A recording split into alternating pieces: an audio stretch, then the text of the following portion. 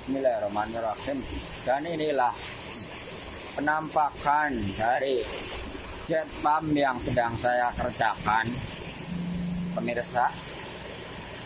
Sudah saya bongkar.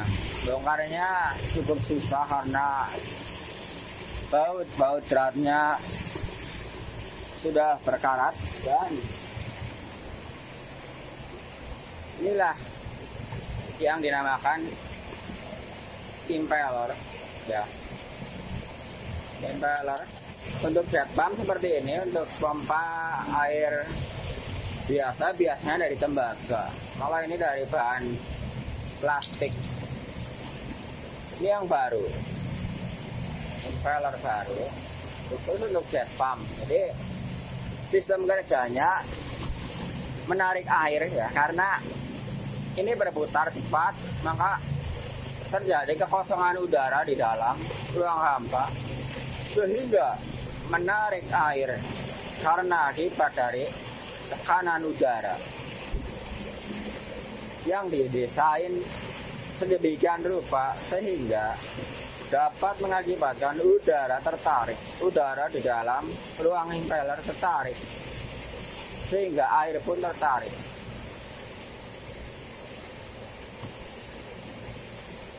Ini namanya impeller. Nah, kemudian ketika pertama kali datang, jet pump ini adalah dia nyemprot ya airnya. Airnya muncrat lewat sela-sela besi-besi itu, piringan-piringan, yang diakibatkan karena sealnya sudah rusak. Ini yang seal yang rusak, seal aslinya. Dia bocor, airnya masuk merembes lewat sini ya. Ini karet yang di tengah-tengah besi. Ini bisa dibelak pakai lagi. Ini juga ada nih yang baru. Ini nanti mungkin ini sebagai pengganti ini ya. Soalnya ini yang lama nggak ada plastiknya, ini yang baru ada plastiknya sini. Ini dusnya, dus sealer, klep ya.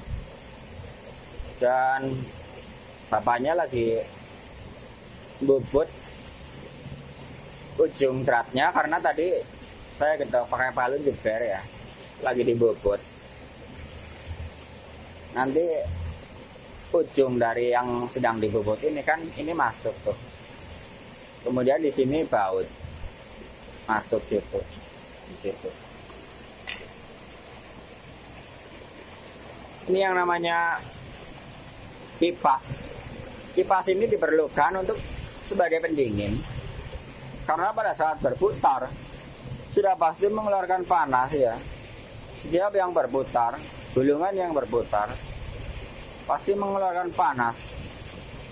Untuk itu diperlukan sebuah kipas ini yang didesain sedemikian rupa juga sehingga bisa meniup angin, sehingga mengurangi panas.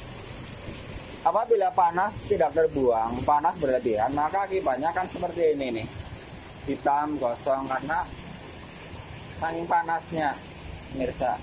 Ya, kalau misalkan ini panas banget nyampe gosong seperti ini, ya sudah pasti terjadi konslet di antara lilitan-lilitan tembaga ini, yang mengakibatkan ya tentu saja tidak mempunyai tenaga atau bahkan tidak jalan sama sekali. Kalau ini tadi masih jalan, saya sudah mencobanya tadi sebelum dibongkar, masih jalan.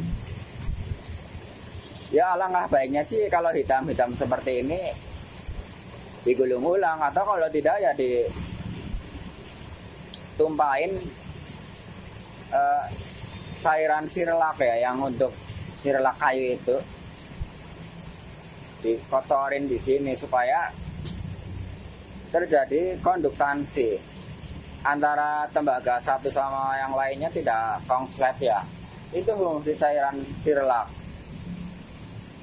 Sirlak ya bahan-bahannya ya spiritus, ada pernis, ada bubuk pernis yang dibuat dari kayu.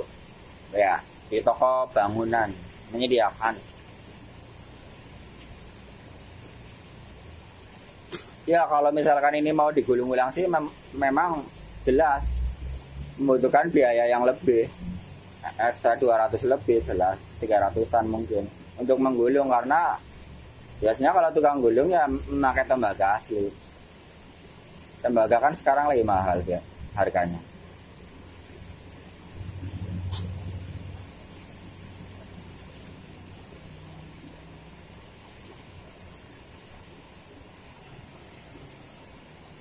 Ini kabelnya yang saya putus dulu, memang ada sambungannya tadi. Ini box kapasitor ya. Kapasitor itu sebagai running, starting. Kalau tidak ada kapasitor ya tidak jalan, tidak langsung jalan kecuali diputar pakai tangan. Makanya kapasitor itu sebagai starting, biar kalau disolokin ke listrik dia nyimpan arus, nyimpan strom, kemudian mempunyai tenaga sedikit demi sedikit untuk menjalankan si stator yang di tengah ya.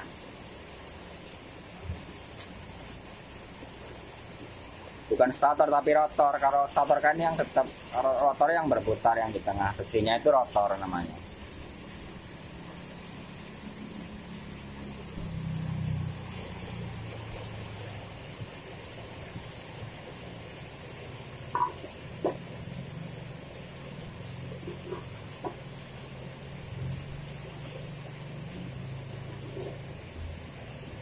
Ini nanti di sini ya. Ini ruang impellernya.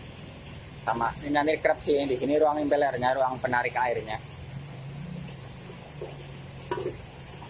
Nanti sealnya di sini. Nanti kalau bapaknya sudah datang, besinya.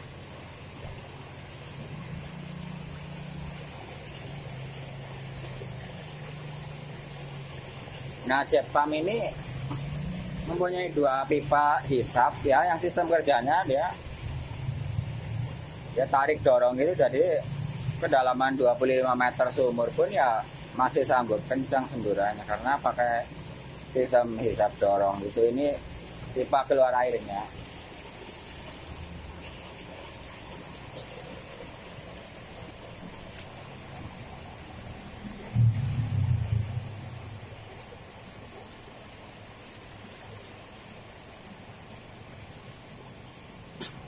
Kalau misalkan sudah ribuan jutaan subscriber sih ada wifi juga.